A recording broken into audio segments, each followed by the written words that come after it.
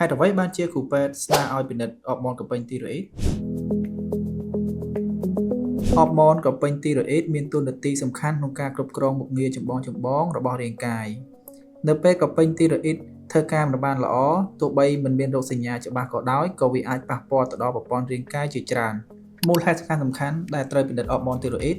ដោយកពេញធីរ៉ូអ៊ីតបញ្ចេញអរម៉ូនគ្រប់គ្រងការបំលែងអាហារទៅជាថាមពលចង្វាក់បេះដូងសីតុណ្ហភាពរាងកាយទម្ងន់អារម្មណ៍និងការគិតបើកម្រិតអរម៉ូនខុសធម្មតាវាអាចបញ្ជាក់បានថាកពេញធីរ៉ូអ៊ីត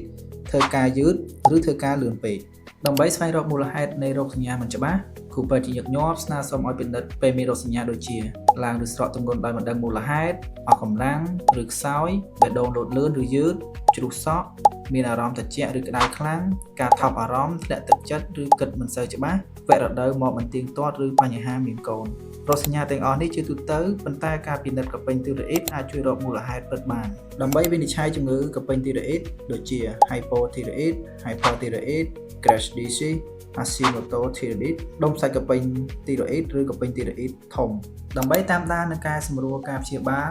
សម្រាប់អ្នកដែលកំពុងប្រើប្រាស់ថ្នាំបន្ថែមអរម៉ូនធីរ៉ូអ៊ីតឬថ្នាំបន្ថយមុខងារកពេញធីរ៉ូអ៊ីតការពិនិត្យឈាមជួយឲ្យគ្រូពេទ្យកែសម្រួលមាត្រាថ្នាំសមស្របនិងមានសុវត្ថិភាពនៅពេលមានផ្ទៃពោះឬពិនិត្យបញ្ហាពេលមានកូនកម្រិតអរម៉ូនធីរ៉ូអ៊ីតធម្មតាមានសារៈសំខាន់ណាស់សម្រាប់ការអភិវឌ្ឍខួរក្បាលទារកការការពារការលូតលាស់ឬបញ្ហាអំឡុងពេលមានផ្ទៃពោះតេស្តឈាមធីរ៉ូអ៊ីតដែលគេពិនិត្យជាញឹកញាប់គ្រូពេទ្យភាគច្រើនពិនិត្យ TSH តេស្តសំខាន់បំផុតសម្រាប់ screen free T4 សម្រាប់កម្រិតអរម៉ូនធីរ៉ូអ៊ីតពិតប្រាកដ free T3